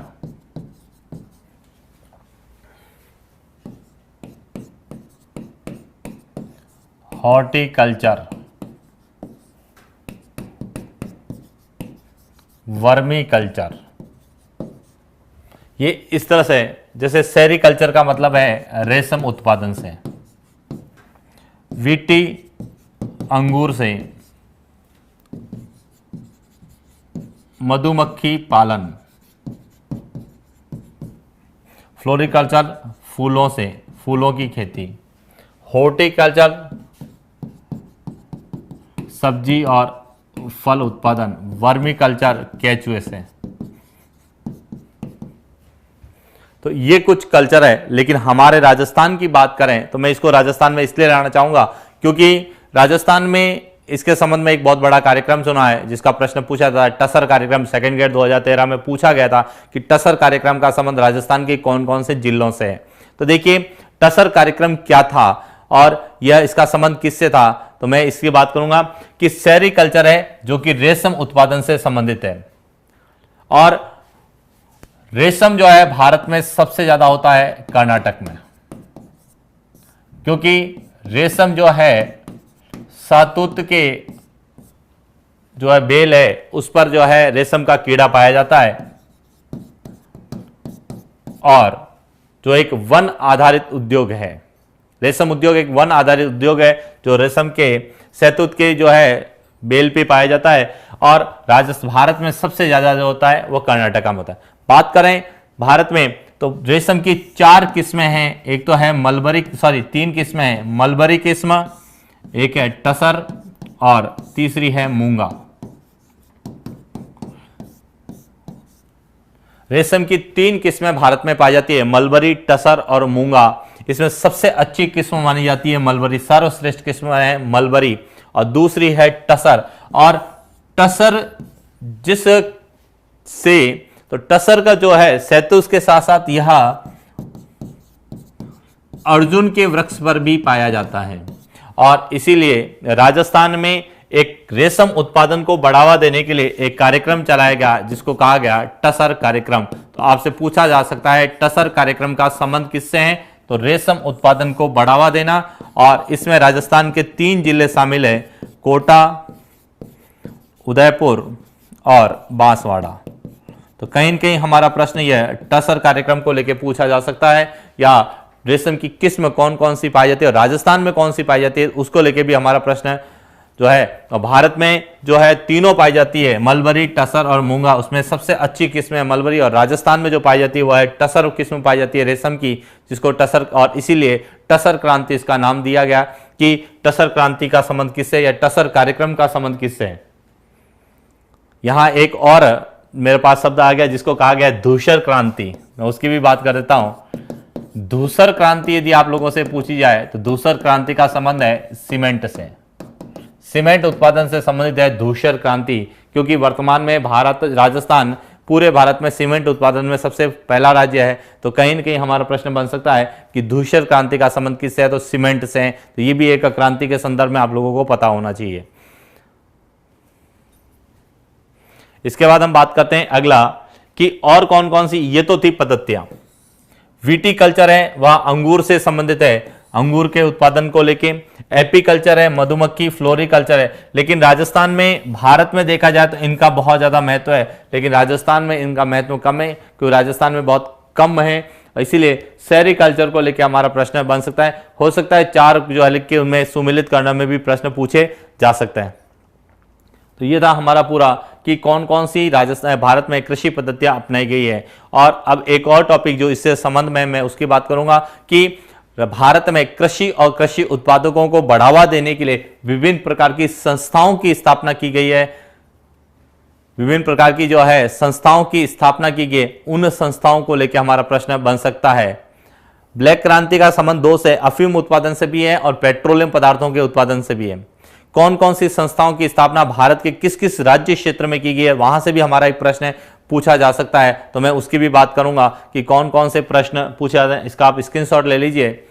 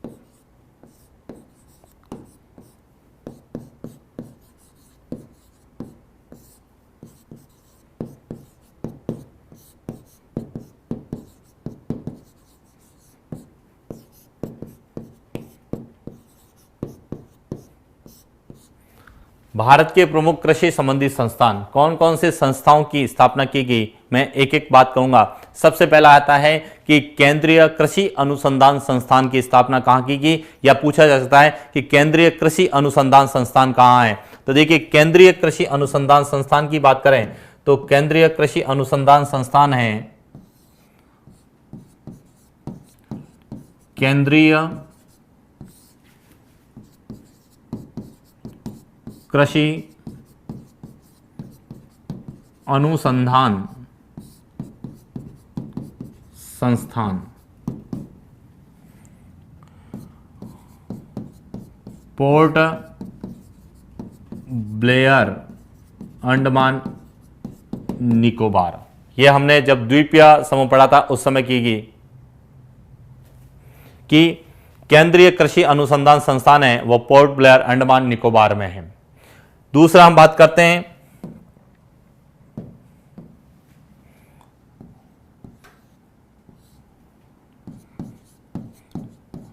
केंद्रीय तंबाकू अनुसंधान संस्थान, राजमुंदरी, आंध्र प्रदेश। केंद्रीय तंबाकू अनुसंधान संस्थान राजमुंदरी, आंध्र प्रदेश में।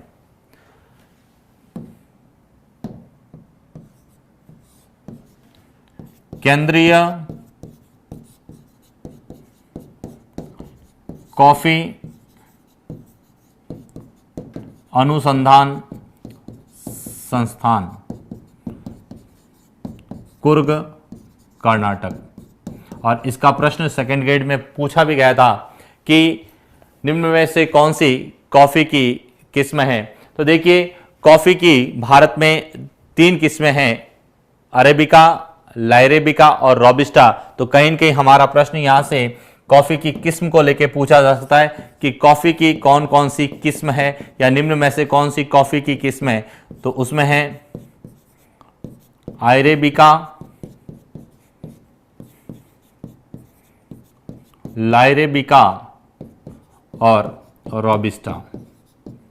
ये 3 किस्में हमारे भारत में मुख्य रूप से कॉफी की किस्में। इसमें अरेबिका और रोबिस्टा बहुत बार पूछी गई है और सेकंड ग्रेड में पूछा गया था रोबिस्टा को कि रोबिस्टा निम्न में से कॉफी की किस्म है रोबिस्टा। दूसरा, कुर्ग को लेके जो एक प्रश्न बनता है वो इतिहास में भी पूछा जा सकता है, मैं उसकी बात करूंगा। और यह प्रश्न पूछा जा सकता है कुर्ग का कि जब ब्रिटिश काल में जो है 4 केंद्र शासित प्रदेश थे भारत में, जिसमें एक था हमारा दिल्ली, दूसरा अजमेर, तीसरा था बलूचिस्तान और चौथा था कुर्ग। तो आप लोगों से पूछा जा सकता है कि दक्षिण भारत का केंद्र शासित, ब्रिटिश काल में दक्षिण भारत में स्थित केंद्र शासित प्रदेश कौन सा था, तो वो था कुर्ग, जो कर्नाटका राज्य में है। इसके बाद हम बात करते हैं राजस्थान। राजस्थान में आपको दो चीजें मिलेगी, एक तो मिलेगा केंद्रीय सरसों अनुसंधान संस्थान, सेवर भरतपुर में, और दूसरा है केंद्रीय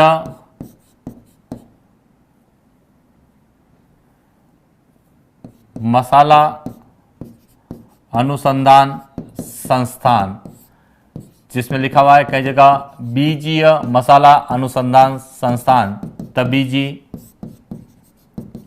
अजमेर। यह दो राजस्थान में मुख्य अनुसंधान संस्थान है, एक तो है केंद्रीय सरसों अनुसंधान संस्थान और एक है केंद्रीय बीजीय मसाला अनुसंधान संस्थान। और एक और प्रश्न यहां से काजरी को लेकर भी पूछा जाता है, जो मरु विकास के संदर्भ में आता है कि मरु विकास के लिए जो कार्य करती है हमारे यहाँ काजरी है, तो काजरी का जो है मुख्यालय वो है हमारा जोधपुर। तो ये भी प्रश्न हमारा जोधपुर को लेकर पूछा जा सकता है। इसके अलावा और कौन कौन से हैं मैं उनकी भी बात करूंगा, तो आप इसका पहले स्क्रीनशॉट ले लीजिए एक बार।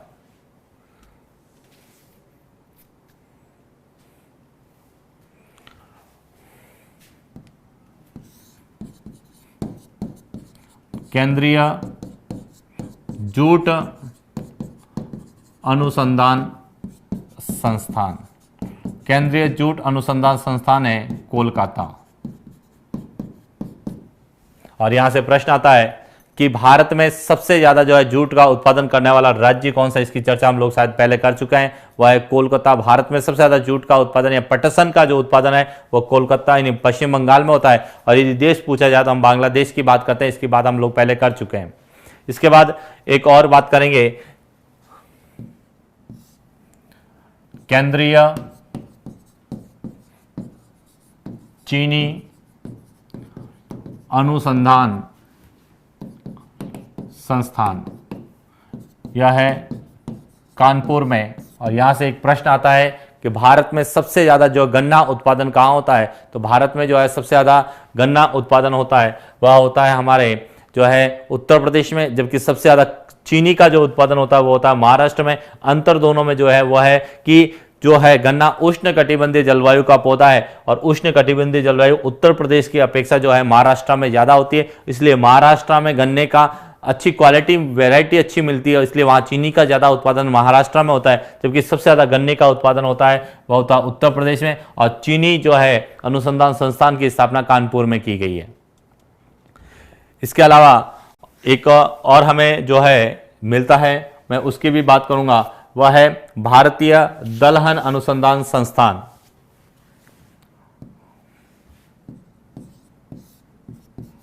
भारतीय दलहन अनुसंधान संस्थान, यह है आपका देहरादून में। देहरादून में है भारतीय दलहन अनुसंधान संस्थान। और देहरादून का एक प्रश्न और बन सकता है, गन्ना अनुसंधान संस्थान की हम और एक बात करें, कोयम्बटूर में भी है, लेकिन वह है राष्ट्रीय गन्ना अनुसंधान, कोयम्बटूर में भी है, गन्ने की बात करेंगे हम। इसके बाद एक और चीज़ जो हम लोगों को इसके संदर्भ में ध्यान रखनी है, वह रखनी है कि एक उड़ीसा में जो है राष्ट्रीय चावल शोध संस्थान कटक में है, राष्ट्रीय चावल शोध संस्थान कटक में। और यहां से हमारा एक प्रश्न और बन सकता है, करनाल में है, वह है भारतीय डेयरी अनुसंधान संस्थान, करनाल की भी बात करेंगे हम, हरियाणा में। भारतीय डेयरी अनुसंधान संस्थान करनाल। तो ये कुछ अनुसंधान संस्थान है, लेकिन हमारा प्रश्न चावल को लेके पूछा जा सकता है कि भारत में 3 प्रमुख चावल की जो किस्में हैं, एक का नाम है अमन, एक का नाम है ओस, एक का नाम है बोरो। तो एक बार इसका आप स्क्रीनशॉट ले लीजिए। इसके बाद हम बात करेंगे कि कुछ चावल को लेके, कुछ किस्मों को लेके जो प्रश्न हम लोगों से पूछे जा सकते हैं, उनको लेके क्या क्या प्रश्न हम लोगों के बन सकते हैं।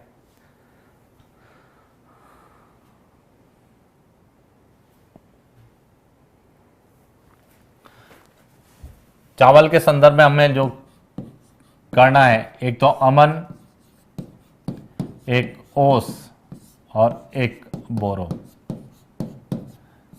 ये तीनों चावल की किस्में हैं, लेकिन ये तीनों अलग अलग जगह है। अमन जो है यह है शीतकालीन, शीतकालीन जो चावल की किस्म हो जाती है वह है अमन। ओस है यह है शरदकालीन, और बोरो है यह है ग्रीष्मकालीन। ग्रीष्मकालीन, शरदकालीन और शीतकालीन जो चावल की किस्में हैं, ये भी हमारे प्रश्न पूछे जा सकते हैं कि कौन कौन सी किसके समान, अमन, ओश और बोरो, ये तीनों चावल की है। शीतकालीन जो बोई जाती है वह अमन, शरदकालीन है वह ओशो, और ग्रीष्मकालीन है वो है बोरो। तो कहीं न कहीं हमारा यह प्रश्न भी पूछा जा सकता है कि कौन सी किस्म कब और कहाँ बोई जाती है। तो ये था हमारा पूरा कि कौन कौन से अनुसंधान केंद्र है। वहीं हम दो चीज और पढ़ते हैं, राष्ट्रीय कृषि फॉर्म की भी हम लोग बात करते हैं। तो देखिए इसका स्क्रीनशॉट ले लीजिए। इसके बाद हम बात करते हैं राष्ट्रीय कृषि फॉर्म की। तो देखिए जब हम राष्ट्रीय कृषि फॉर्म की बात करते हैं,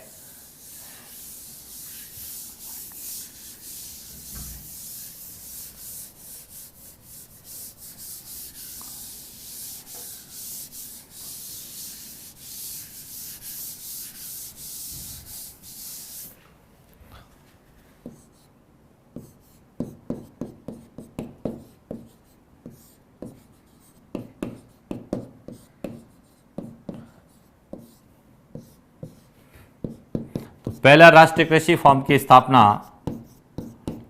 सूरतगढ़ में की गई थी, गंगानगर में।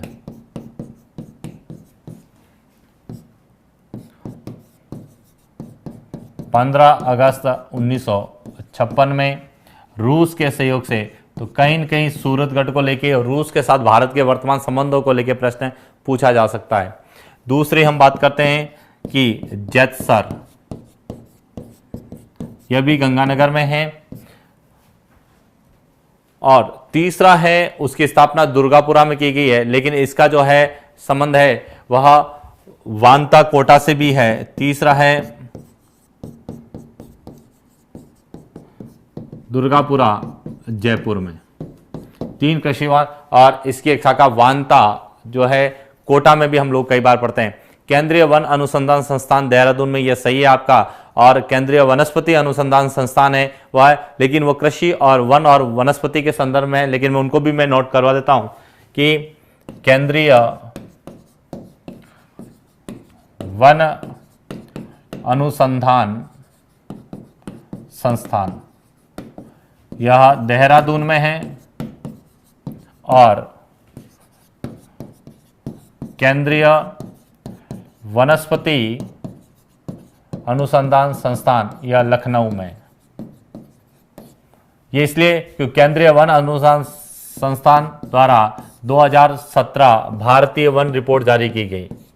भारतीय वन रिपोर्ट 2017 जारी की गई 12 फरवरी 2018 को। तो कहीं न कहीं हमारा भारतीय वन अनुसंधान संस्थान पूछा जा सकता है। पर्टिकुलर तबीजी का जो है गांव का नाम पूछा गया था, पर्टिकुलर उस स्थान क्षेत्र का है जहां पर तबीजी नहीं था, उसका स्थान क्षेत्र का नाम पूछा गया था, वो आरएस में था, जो प्री में पूछा गया था प्रश्न। तो ये था हमारा पूरा एक तरह से कि कृषि को लेके क्या क्या संस्थागत परिवर्तन किए हुए हैं। इसके साथ में कुछ संस्थाएं यही तो प्रयास करिए, इसी संस्थाओं की बात करें कि कृषि को बढ़ावा देने के लिए ये संस्थाएं प्रयास करती है। लेकिन कुछ योजनाओं की जरूर मैं बात करूंगा आप लोगों से कि कृषि को बढ़ावा देने के लिए हाल ही में भारत सरकार द्वारा कौन कौन सी योजनाएं जो है चलाई गई है, या कौन कौन सी योजनाएं जो संचालित की जा रही है मैं उनकी बात करूंगा कि कौन कौन सी योजनाओं के है। तो आप एक बार इसका स्क्रीनशॉट ले लीजिए, फिर हम योजनाओं की बात करेंगे। केवल मैं नाम लिखाऊंगा क्योंकि ये इकोनॉमिक्स में आप लोगों को शायद भारत की महत्वपूर्ण योजनाएं उनमें बताई जा चुकी है। केवल मैं आपको एक नॉलेज पॉइंट ऑफ व्यू से कि जब भी आप एग्जाम देने जाए उससे पहले एक बार उन योजनाओं को जरूर पढ़ ले जो कृषि के संबंध में, क्योंकि कृषि की बदलती प्रवृत्तियां हैं, तो उन योजनाओं का भी हमारा विशेष रूप से जो है रहेगा। तो इसलिए थोड़ी सी योजना जो मुख्य इंपॉर्टेंट है मैं उनकी बात कर लेता हूं।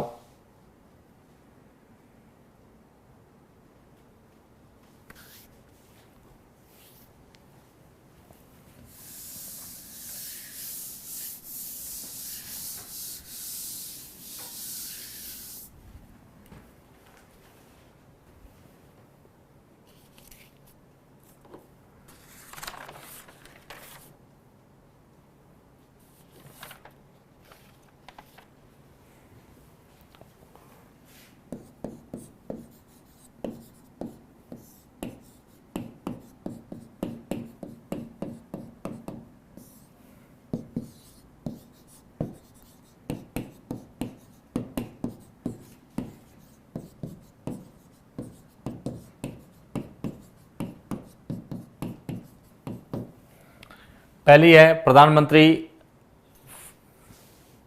फसल बीमा योजना, इसको लेके हमारा प्रश्न बन सकता है। दूसरा है प्रधानमंत्री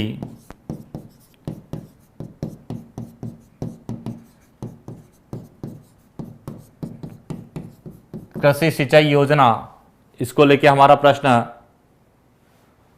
हो सकता है। जो मुख्य मुख्य मैं केवल उन्हीं की बात करूंगा।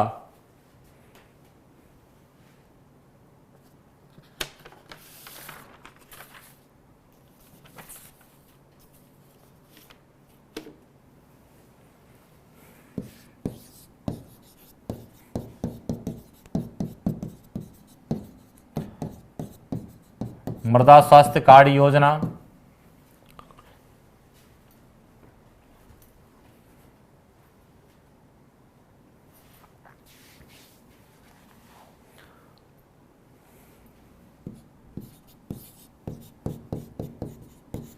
राष्ट्रीय किसान आयोग, इसको का लेके काफी चर्चा का विषय बनी हुई रहती है, तो राष्ट्रीय किसान आयोग भी हम लोगों से पूछा जा सकता है। एक प्रश्न और है बायोटेक किसान, इसको भी एक बार जरूर देख के जाए। बायोटेक किसान क्या है, बायोटेक किसान का तात्पर्य क्या है या इसका संबंध किससे है। इसके अलावा एक और है मेरा गांव मेरा गौरव योजना, इसको लेके भी थोड़ा सा आप लोग विशेष रूप से रहिए।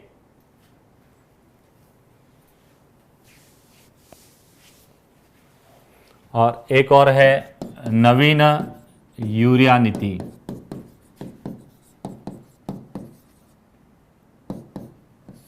नवीन यूरिया नीति।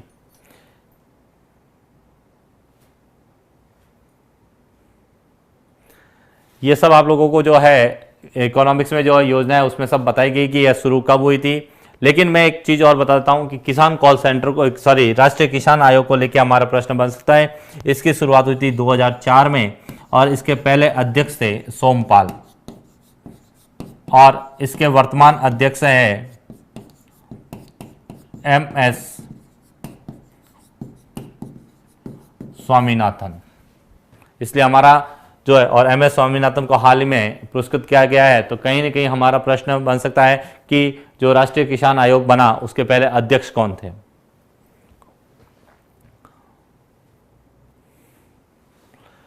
ऋण योजना अलग है, ऋण योजना किसी बैंक के माध्यम से चलाई जा रही है। मुख्यमंत्री ब्याज मुक्ति फसल योजना, ये पर्टिकुलर राज्य विशेष से संबंध में, ये भारत के संदर्भ में पूछी गई है, इसलिए हमारा कहीं न कहीं प्रश्न बन सकता है इसको लेके।